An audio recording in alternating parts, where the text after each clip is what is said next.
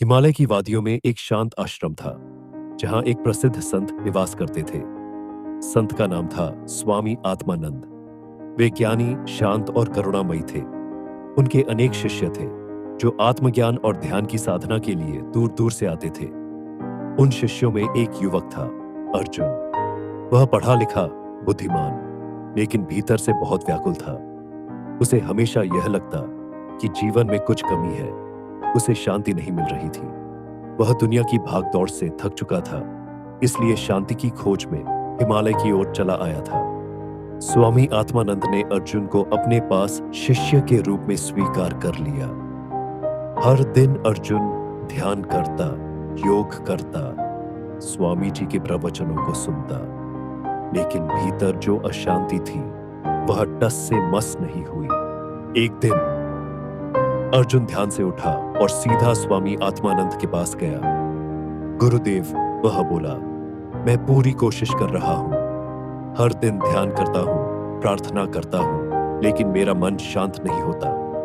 जितना शांत होना चाहता हूं उतना ही अशांत हो जाता हूं। क्या मैं कुछ गलत कर रहा हूं? स्वामी मुस्कुराए। अर्जुन, उन्होंने धीरे से कहा, तुम्हारी पीड़ा सही है। यह हर साधक के मार्ग में आता है, लेकिन इसे समझने के लिए तुम्हें अनुभव करना होगा। चलो, आज तुम्हें एक जगह लेकर चलता हूं। स्वामी जी अर्जुन को लेकर आश्रम के पीछे घने जंगलों के बीच एक पुराने सरोवर के पास पहुंचे। सरोवर का पानी एकदम शांत था, इतना साफ कि उसमें आकाश का प्रतिबिंब दिख रहा था। अर्जुन, स्वामी जी ने कहा, एक पत्थर उठाओ और इस सरोवर के बीचों बीच फेंको। अर्जुन ने वैसा ही किया। पानी में हलचल मच गई, लहरें उठने लगी और पहले जो साफ पानी था वह अब गंदला हो गया। अब देखो अर्जुन, स्वामी जी बोले, क्या तुम अभी सरोवर की तलहटी देख सकते हो? नहीं गुरुदेव, अर्जुन बोला, अब पानी गंदा हो गया है, कुछ नहीं दिख रहा। यही तुम्हारे मन की स्थिति है। विचार, चिंता, स्मृति, ये सब उस पत्थर की तरह है जो तुम्हारे मन रूपी सरोवर में गिरते हैं और उसे अस्थिर कर देते हैं। तुम उन्हें रोकने की कोशिश करते हो और इस प्रयास से और हलचल होती है। तो फिर समाधान क्या है गुरुदेव? साक्षी बनो, स्वामी जी बोले। इन विचारों को रोको मत, उनसे लड़ो मत, बस उन्हें देखो जैसे कोई बाहर बैठा व्यक्ति झील की लहरें देखता है। समय के साथ जैसे यह झील फिर से शांत हो जाती है, वैसे ही तुम्हारा मन भी शांत हो जाएगा। अर्जुन चुपचाप उस झील को देखता रहा। कुछ ही समय में पानी फिर से स्थिर हो गया, तलहटी दिखने लगी। उस दिन अर्जुन ने ध्यान की एक नई विधि सीखी। अब अर्जुन हर दिन बैठता, ध्यान करता और आने वाले विचारों को बस देखता। पहले पहले बहुत कठिनाई हुई। कभी बचपन की यादें, कभी भविष्य की चिंता, कभी अपनों के बारे में सोच, सब कुछ मन में आता रहा। लेकिन अब अर्जुन उन्हें पकड़ता नहीं था, बस देखता रहा। धीरे धीरे उसका मन शांत होने लगा।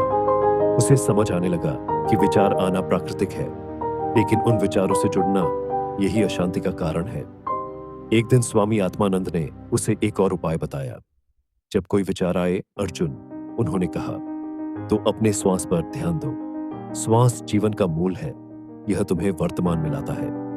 अर्जुन ने इसका अभ्यास करना शुरू किया। विचार आते, लेकिन वह बिना प्रतिक्रिया दिए अपनी सांस पर लौट आता। धीरे धीरे विचारों की ताकत कम होने लगी।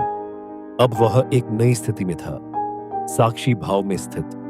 अर्जुन की साधना अब गहराई पकड़ चुकी थी। अब वह केवल ध्यान में नहीं, बल्कि दिन भर अपने भीतर झांकता रहता। किसी ने कुछ कहा तो वह उसकी प्रतिक्रिया में नहीं बहता। कोई आलोचना करे या प्रशंसा, वह उसे सिर्फ देखता।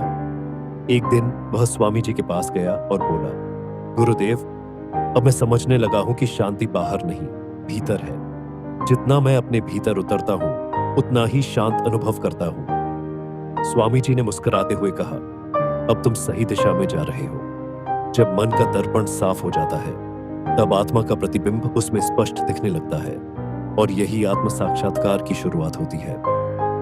महीनों की साधना के बाद एक दिन अर्जुन ध्यान में बैठा। विचार आए, चले गए। भावनाएं आईं, वे भी चली गईं। लेकिन अब उसमें कोई हलचल नहीं थी, बस एक मौन था, गहरा, शाश्वत। अपरिवर्तनीय। उसने अनुभव किया कि विचार केवल बादल है और वह स्वयं आकाश है। विचार आते जाते रहेंगे, लेकिन वह आकाश हमेशा स्थिर रहेगा। उसने आंखें खोली। एक शांत मुस्कान उसके चेहरे पर थी।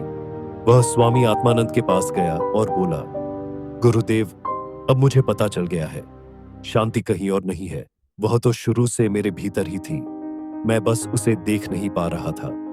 स्वामी जी ने कहा, यही तो सच्चा ज्ञान है अर्जुन। शांति हमारी प्रकृति है, हम उसे खोते नहीं, हम बस उसे भूल जाते हैं। जब हम मन से परे जाकर साक्षी भाव में स्थित होते हैं, तब वही शांति पुनः प्रकट होती है।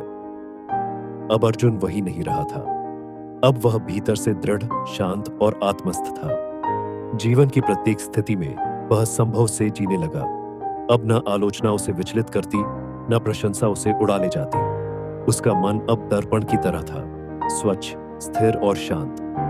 सीख यह कहानी हमें सिखाती है कि मन की शांति बाहरी परिस्थितियों से नहीं आती, वह हमारी अपनी प्रकृति है।